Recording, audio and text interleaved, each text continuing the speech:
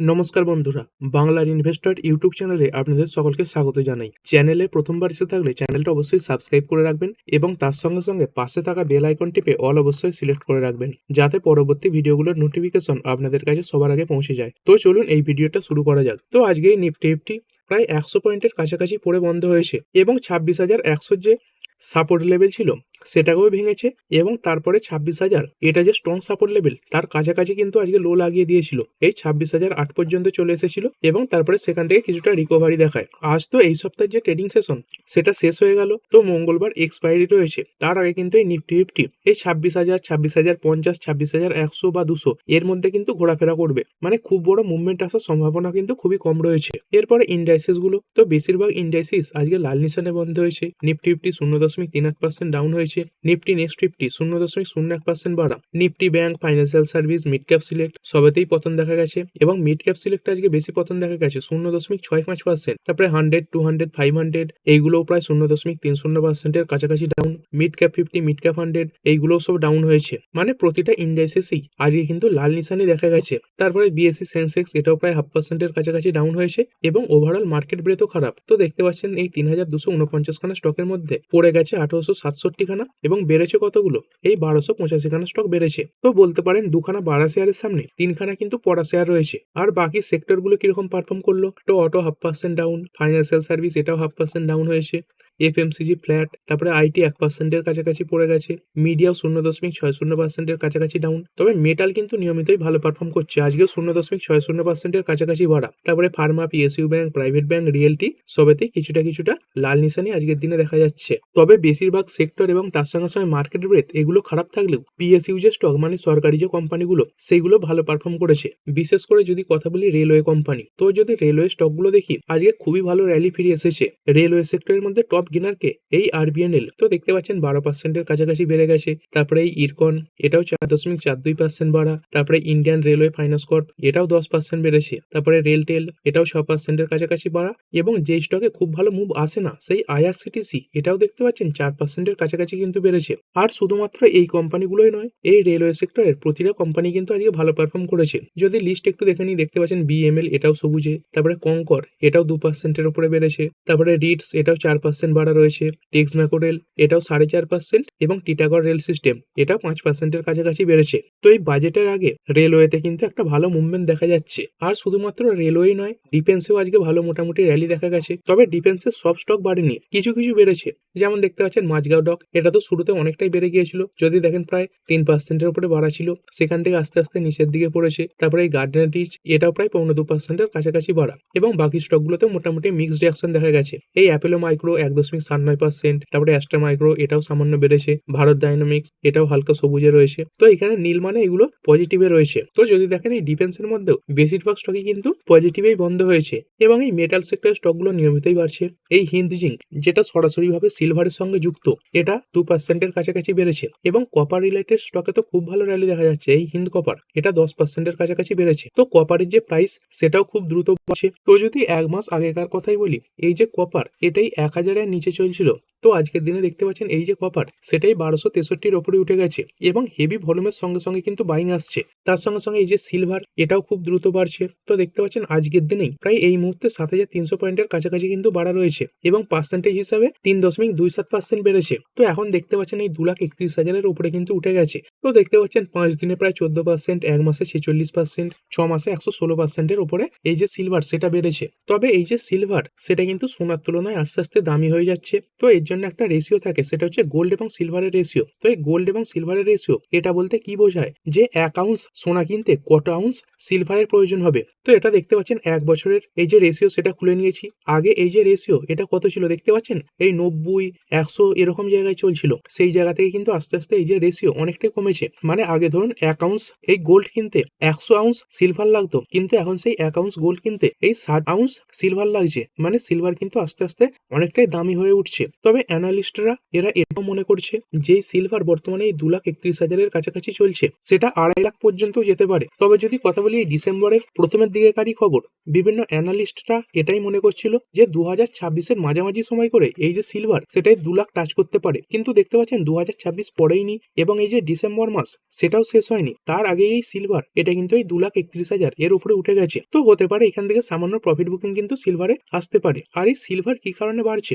কারণ বিভিন্ন যে ইন্ডাস্ট্রিয়াল যন্ত্রাংশ সেখানে এই যে সিলভার এর ব্যাপক চাহিদা রয়েছে, তার সঙ্গে সঙ্গে অটো ইন্ডাস্ট্রি এইখানেও কিন্তু সিলভার ব্যাপক পরিমাণে ব্যবহার হচ্ছে, বিশেষ করে ইভিতে, এবং বাজারে সাপ্লাইয়ের তুলনায় এই যে ডিমান্ড সেটা কিন্তু বেড়ে গেছে। তো এসব কারণেই কিন্তু সিলভার এত তেজিতে বাড়ছে। তারপরে আরো কিছু স্টক বেড়েছে যেগুলো সরকারের সঙ্গে রিলেটেড। এই এমএমটিসি 13.33% বেড়েছে, তারপরে এনবিসিসি এটা 5.29% এবং এই জিএমডিসি এটা বেড়েছে 6.96%। তো এই জিএমডিসি এই কোম্পানিটা রেয়ার আর্থের যে মেটাল রয়েছে তার সঙ্গে যুক্ত রয়েছে এবং সরকারের তরফ থেকে এই সেক্টরের জন্য বিভিন্ন ইনসেন্টিভ আনার কথাও কিন্তু বলা হচ্ছে। তো সেসব কারণে কিন্তু জিএমডিসি বাড়ছে। আর যদি পড়া শেয়ারের কথা বলি তো অনেক স্টকই পড়েছে, যেমন এই এইচএফসিএল এটা 3.42% ডাউন। তো কিছুদিন আগে কোম্পানি কিউআইপি এনেছিল এবং সেই কিউআইপি আনার পর থেকে নিয়মিতই কিন্তু পড়ছে। তো যদি দেখেন এই 5 দিনে এই টপ লেভেল থেকে প্রায় কিন্তু 7 থেকে 8%-এর কাছাকাছি ডাউন হয়েছে। তারপরে ব্রেনবিস সলিউশন বা ফার্স্ট ক্রাই এটাও 4.5% ডাউন। তারপরে আর পাওয়ার এটাও 4%-এর কাছাকাছি পড়া রয়েছে।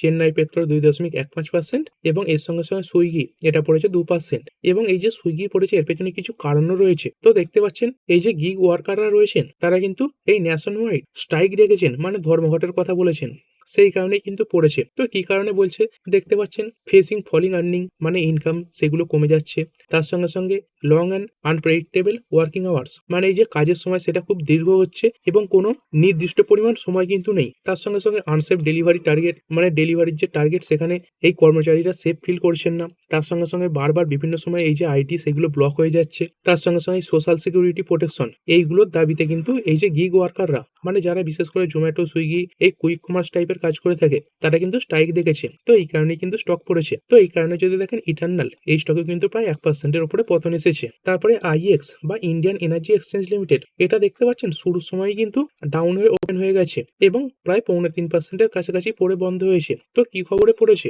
তো দেখতে পাচ্ছেন কিছু রিপোর্ট সামনে আসছে, এটা কিন্তু অফিসিয়াল নিউজ নয়। কি রিপোর্ট? যে সিআরসি তারা এই আইএক্স এই কোম্পানির যে ট্রানজাকশন ফিজ সেখানে কিছু পরিবর্তন আনতে পারে। তো এই ট্রানজাকশন ফিজ এটা বর্তমানে কত রয়েছে দেখতে পাচ্ছেন এই 2 পয়সা পার কিলোওয়াট আওয়ার। তো সেইটা কমিয়ে কতই আনার কথা বলা হচ্ছে দেখতে পাচ্ছেন 1.5 পয়সা পার কিলোওয়াট আওয়ার। তো যদি 1 কিলোওয়াট আওয়ারের কথা বলি তো বাইং এর সময় 2 পয়সা এবং সেলিং এর সময় 2 পয়সা ছিল, তো সেটা যদি কমিয়ে 1.5 পয়সা হয় মানে এই 3 পয়সায় চলে আসবে বেচা এবং কেনা মিলিয়ে। তো প্রায় 1 কিলোওয়াট আওয়ারে 1 পয়সা পর্যন্ত কিন্তু এই যে ট্রানজাকশন ফিস সেটা কমে যেতে পারে। তো দেখতে পাচ্ছেন বেশিরভাগ সেক্টরে এই যে ট্রানজাকশন ফিস সেগুলো কমাবার কথা বলা হচ্ছে।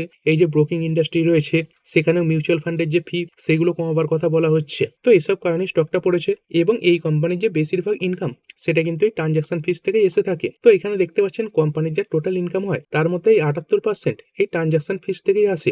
যদিও এটা এখন রিপোর্টের মাধ্যমে সামনে আসছে, কিন্তু এটা যদি অফিসিয়ালি ঘোষণা হয় তাহলে কোম্পানির এই যে ইনকাম এখানে কিন্তু একটা বড় ইম্প্যাক্ট পড়বে। তো এই খবরে পড়েছে। তারপরে জি ভান্ডবা 3%-এর উপরে ডাউন, মতিলাল ওসওয়াল এটাও 3.25% ডাউন হয়েছে। তারপরে জেবিএম অটো এটা পড়েছে 3.74%। তো এই জেবিএম অটো এতে কিছুদিন আগে তেজিও এসেছিল, তো যদি দেখেন প্রায় 10%-এর কাছাকাছি বেড়েছিল, তো সেখান থেকে আস্তে আস্তে প্রফিট বুকিং আসছে। আর এরপরে কিছু শেয়ারের ব্যাপারে কিছু নিউজ এসেছে যেগুলো কভার করব। তো এই দিলীপ বিলকন লিমিটেড তো দেখতে পাচ্ছেন একটা শার্প র্যালি এসে গেছে। তো কোম্পানির জন্য দুখানা খবর এসেছে। তো প্রথম যদি খবরের কথা বলি তো দেখতে পাচ্ছেন এই কোম্পানিটা লোয়েস্ট বিডার হিসাবে একটা প্রজেক্ট পেয়েছে। এই কিসের জন্য? 400 কিলোভোল্ট এই কর্ণাটক ট্রান্সমিশন প্রজেক্ট পেয়েছে। আর এই প্রজেক্টের আনুমানিক ভ্যালু কত দেখতে পাচ্ছেন? 1850 কোটি টাকা। এবং তার সঙ্গে সঙ্গে এই এয়ারটেল মানে আদানি রোড ট্রান্সপোর্টেশন লিমিটেড এদের তরফ থেকে একটা অর্ডার পেয়েছে এবং এই অর্ডারের যে ভ্যালু সেটা হচ্ছে 3400 কোটি। এবং মূলত এই অর্ডারটার পাওয়ার পরেই এই স্টকে কিন্তু 5%-এর কাছাকাছি আপসাইড মোমেন্টাম দেখা গেছে। তারপরে এসআরএফ লিমিটেড এটাও দেখতে পাচ্ছেন একসময় তেজিতে ছিল, যদিও সেই তেজি সেটা টেকেনি। তো কি খবর আসছে? তো দেখতে পাচ্ছেন government imposes anti dumping duty on import R134A from China. তো এই যে R134A কেমিক্যালটা রয়েছে এই টেট্রাফ্লুরো ইথেন এইটার উপরে গভর্নমেন্ট এই যে অ্যান্টি ডাম্পিং ডিউটি সেটা বসিয়ে দিয়েছে। তো চায়না থেকে এই যে কেমিক্যালটা ইন্ডিয়াতে আসে তার উপর এই যে ডিউটি সেটা বসানো হয়েছে।